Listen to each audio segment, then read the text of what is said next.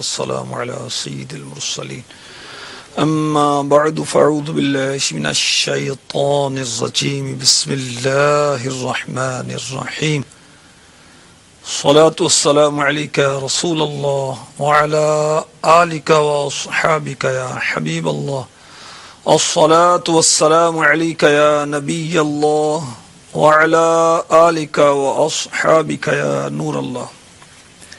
مسند امام احمد بن حنبل حدیث نمبر 9972 9972۔ جو قوم کسی مجلس میں بیٹھے، یہ آقا علیہ الصلوۃ والسلام کا فرمان ہے، جو قوم کسی مجلس میں بیٹھے اللہ عز و جل کا ذکر اور نبی صلی اللہ تعالی علیہ وآلہ وسلم پر درود شریف نہ پڑھے، وہ قیامت کے دن جب اس کی جزا دیکھیں گے تو ان پر حسرت طاری ہوگی، اگرچہ جنت میں داخل ہو جائیں۔ صلو علی الحبیب صلی اللہ تعالی علی محمد وعلی آلہ وصحبہ وبارک وسلم۔ تو جب بھی ہم کہیں بیٹھیں تو اللہ تعالی کا ذکر کریں، حمد کہہ لیں، الحمدللہ رب العالمین والصلاة والسلام علی سید المرسلین۔ اگر یہ کہا تو حمد بھی ہو گئی، ذکر اللہ بھی ہو گیا، اور محبوب پر درود بھی ہو گیا۔ جب کسی بات کا عزم کریں تو کہیں انشاءاللہ، اللہ کی مدد بھی شامل حال ہوگی، ذکر اللہ بھی ہوگا، انشاءاللہ سنت انبیاء ادا کرنے کا موقع بھی ملے گا، کیونکہ کسی نیک کام کا عزم کرتے ہوئے انشاءاللہ کہنا نبیوں کی سنت ہے۔ جنتی جنت میں اللہ تبارک و تعالی کا ذکر کریں گے، اور ذکر کرتے ہوئے تھکیں گے نہیں، تسبیح و تحلیل کریں گے۔ تسبیح کے معنی سبحان اللہ، تحلیل کے معنی لا الہ الا اللہ۔ جیسے ہم سانس لیتے ہیں تو کیا مشقت ہے؟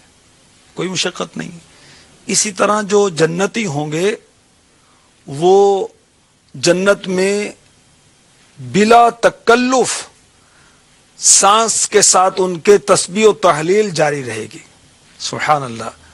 اور یوں جنتی ہر لمحہ ذکر اللہ کرتے رہیں گے، سبحان اللہ، اور کوئی کام ان کو اللہ تبارک و تعالی کے ذکر سے نہیں روکے گا۔ اور جنت میں حمد الہی ہوگی، اللہ تعالیٰ کی تعریف ہوگی، حمد ہوگی۔ طائران جینا میں تیری گفتگو، اعلیٰ حضرت کے شہزادے مصطفی رضا خان مفتی اعظم ہند فرما رہے ہیں کہ جو جنت کے پرندے ہیں یا اللہ تیری گفتگو کرتے۔ طائران جینا میں تیری گفتگو، گیت تیرے ہی گاتے ہیں وہ خوش گلو، کوئی کہتا ہے حق، کوئی کہتا ہے ہو، اور سب کہتے ہیں، اور سب کہتے ہیں لا شریک لہ، اللہ اللہ اللہ اللہ اللہ اللہ اللہ اللہ اللہ۔ کاش ہماری عادت پڑے ہم دنیا میں اللہ تبارک و تعالی کی نعمتوں پر شکر ادا کرنے والے بن جائیں، تو وہ مقام اللہ کی رحمت سے ملے گا جس میں حمد الہی ہی ہوگی، خوب حمد الہی ہوگی۔ جو خوش نصیب ذکر اللہ کرتے ہیں، سبحان اللہ، ہر حال میں اللہ اور اس کے رسول کو یاد کرتے ہیں، وہ خوب دنیا آخرت میں اس کی برکتیں پائیں گے۔ فرشتے ایمان والوں کو جنت کی بشارت دیں گے اور کہیں گے، پارہ 12 حامیم سجدہ آیت نمبر 31-32، نحن اولیاؤکم فی الحیات الدنیا وفی الآخرہ وَلَكُمْ فِيهَا مَا تَشْتَهِي أَنفُسُكُمْ وَلَكُمْ فِيهَا مَا تَدَّعُونَ نُزُلًا مِّنْ غَفُورٍ رَحِيمٍ۔ ہم تمہارے دوست ہیں دنیا کی زندگی میں اور آخرت میں، اور تمہارے لیے ہے اس میں جو تمہارا جی چاہے، اور تمہارے لیے اس میں جو مانگو۔ نزلم من غفور الرحیم، مہمانی بخشنے والے مہربان کی طرف سے۔ سبحان اللہ۔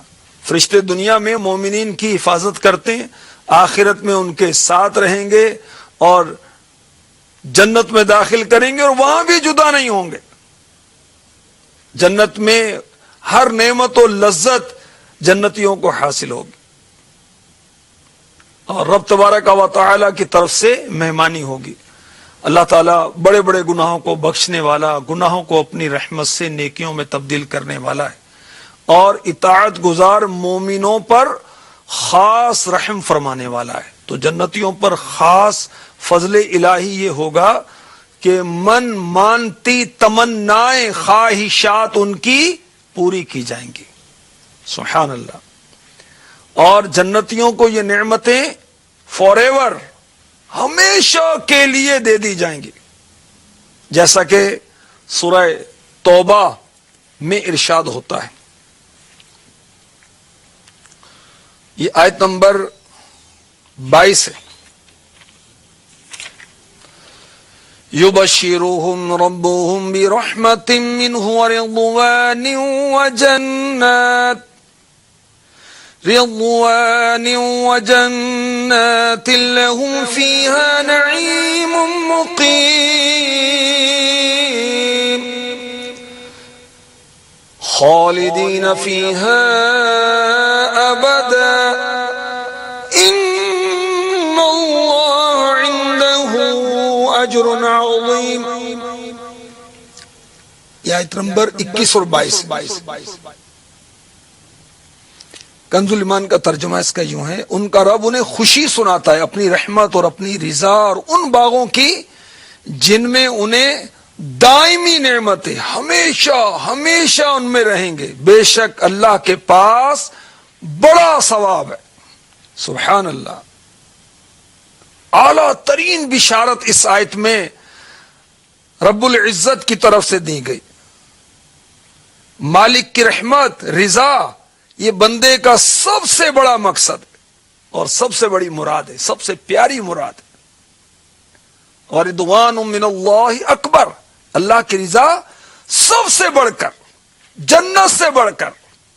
سبحان اللہ۔ حضرت ثوبان رضی اللہ تعالی عنہ سے روایت ہے کہ پیارے آقا صلی اللہ علیہ وآلہ وسلم نے ارشاد فرمایا، بندہ اللہ تعالیٰ کی رضا تلاش کرتا رہتا ہے، اسی جستجو میں رہتا ہے، میرا رب مجھ سے راضی ہو جائے، میرا رب مجھ سے راضی ہو جائے۔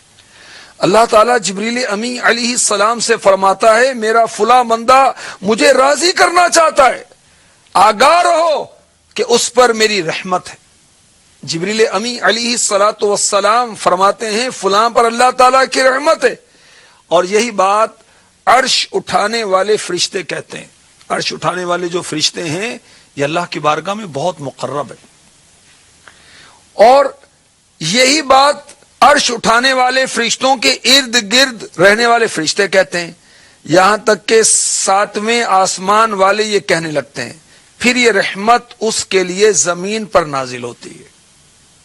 اللہ اکبر۔ ان لوگ بھی یہ کہتے ہیں، اور میرے آقا صلی اللہ علیہ وسلم نے ارشاد فرمایا، بے شک اللہ تعالی جنتیوں سے فرمائے گا، اے اہل جنت، عرض کریں گے یا رب ہم حاضر و مستعد ہیں۔ اللہ تعالیٰ ارشاد فرمائے گا، کیا تم راضی ہو؟ جنتی عرض کریں گے، ہم کیوں نہ راضی ہوتے جبکہ تو نے ہمیں وہ عطا فرمایا جو اپنی مخلوق میں سے کسی کو عطا نہیں فرمایا۔ اللہ تعالیٰ ارشاد فرمائے گا، میں تمہیں اس سے بھی افضل چیز عطا فرمانے والا ہوں۔ جنتی عرض کریں گے، یا رب کون سی چیز اس سے افضل ہے؟ اللہ تعالیٰ ارشاد فرمائے گا میں نے اپنی رضا مندی کو تمہارے لیے حلال کر دیا، لہذا اس کے بعد تم پر کبھی ناراضی نہیں ہوگی۔ سبحان اللہ۔ تو بس رہنا سدا راضی اللہ، تو بس رہنا سدا راضی، نہیں ہے تاب ناراضی مولا، تو بس رہنا سدا راضی، نہیں ہے تاب ناراضی، تو ناخوش جس سے ہو برباد ہے تیری قسم مولا، تو ناخوش جس سے ہو برباد ہے تیری قسم مولا، تو ناخوش جس سے ہو برباد ہے تیری قسم مولا، نہ کرنا حشر میں پرسش میری ہو بے سبب بخشش میری ہو بے سبب بخشش، عطا کر باغ فردوس از پے شاہ مولا، اللہم انی اسألک الجنت الفردوس بغیر حساب۔ آمین۔ اللہ تعالی ہمیں اپنی دائمی رضا عطا فرما دے۔ یہ وہ نعمتیں جو جنت سے بڑھ کر ہے، اور جنت میں ہمیشہ کا قیام، جہنم سے بچایا جانا اور جنت میں داخل کیا جانا، یہ بہت بڑی کامیابی ہے، اور اصل کامیابی یہی ہے۔ ہم سمجھتے ہیں کہ جو بہت مالدار ہے وہ بہت کامیاب ہے، جس کے پاس جتنا مال ہے وہ اتنا کامیاب ہے، جتنی شہرت عزت زیادہ ہے وہ اتنا زیادہ کامیاب ہے۔ حالانکہ ایسا نہیں۔ بڑے سے بڑا ٹائٹل دنیا کا، پرائم منسٹر، پریزیڈنٹ، فلاں فیڈرل منسٹر، ایم پی اے، ایم این اے، یہ بڑے سے بڑے کوئی ٹائٹل ہیں، اللہ کی رضا سے بڑھ کر نہیں ہو سکتے۔ جس بندے سے اس کا رب راضی ہے، سبحان اللہ، وہ شخص بہت کامیاب شخص ہے، اور جو جہنم سے بچا کر جنت میں داخل کیا گیا، در حقیقت اس نے کامیابی پائی۔ میں نہیں کہتا، قرآن کہتا ہے۔ میں آپ کو آیت پڑھ کے سناتا ہوں۔ سورہ آل عمران آیت نمبر 185 میں ارشاد ہوتا ہے، کل نفس ذائقۃ الموت وَإِنَّمَا تُوَفَّوْنَ أُجُورَكُمْ يَوْمَ الْقِيَامَةِ فَمَنْ زُحْزِحَ عَنِ النَّارِ وَأُدْخِلَ الْجَنَّةَ فَقَدْ فَازَ وَمَا الْحَيَاةُ الدُّنْيَا إِلَّا مَتَاعُ الْغُرُورِ۔ ہر جان موت کا مزہ چکھنے والی ہے، اور قیامت کے دن تمہیں تمہارے اجر پورے پورے دیے جائیں گے۔ تو جسے آگ سے بچا لیا گیا اور جنت میں داخل کر دیا گیا تو وہ کامیاب ہو گیا، اور دنیا کی زندگی تو صرف دھوکے کا سامان۔ تو اے نادان، جو دنیا کی ڈگریوں اور سندوں اور دولت اور مال اور شہرت اور عزت کے چکر میں ہے، جنت کی طلب کیوں نہیں کرتا؟ جہنم سے بچنے کا سامان کیوں نہیں کرتا؟ اللہ ہمیں اپنے کرم سے، محض اپنی رحمت سے داخل جنت فرما دے۔ وہ جنت جس میں کوئی کبھی بیمار نہیں پڑے گا، ہمیشہ کی تندرستی ہے اس میں۔ ہمارے آقا صلی اللہ علیہ وآلہ وسلم نے ارشاد فرمایا، یہ مسلم شریف کی حدیث پاک ہے، حدیث نمبر ہے 2837، 2837۔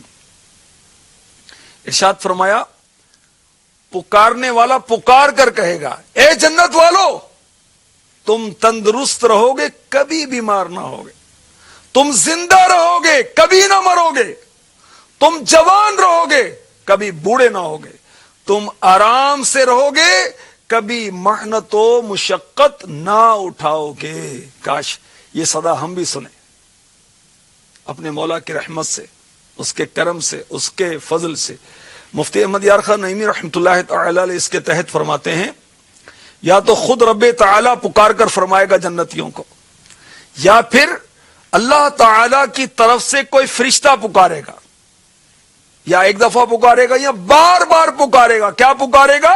اے جنت والو تم تندرست رہو گے کبھی بیمار نہ ہوگے، تم زندہ رہو گے کبھی نہ مرو گے، تم جوان رہو گے کبھی بوڑھے نہ ہوگے، آرام سے رہو گے کبھی مشقت نہ اٹھاؤ گے۔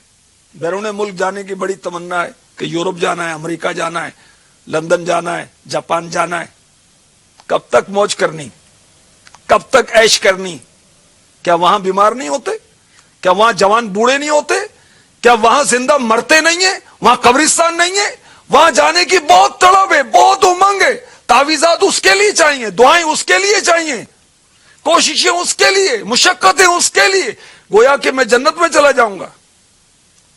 تو ایسا نہیں ہے، دنیا تو دنیا ہی ہے۔